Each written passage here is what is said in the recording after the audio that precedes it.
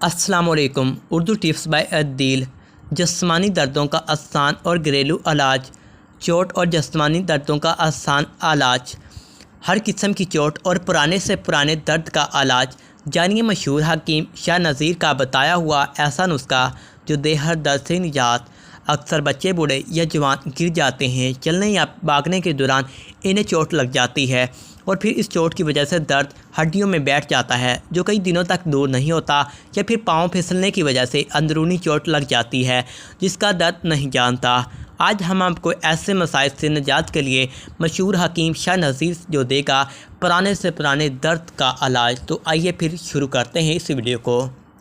चोट और पुराने दर्द का आसान इलाज। अज़ा चोट: सज्जी पाउडर 50 ग्राम, मैदा लकड़ी पाउडर 1 खाने का चम्मच, अनबा हल्दी पाउडर 1 खाने का चम्मच, सरसों का तेल हस्बे ज़रूरत।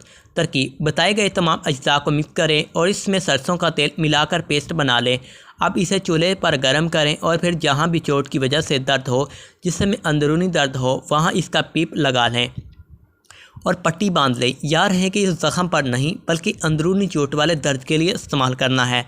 इस मरहम को आप हर अज्जा को 50-50 ग्राम लेकर पाउडर बनाकर मिक्स करके सरसों का तेल मिलाकर रख भी सकते हैं, और जब इसे इस्तेमाल करना हो तो इसे गर्म करें और नीम गर्म लगाकर इस पर पट्टी बांध लें।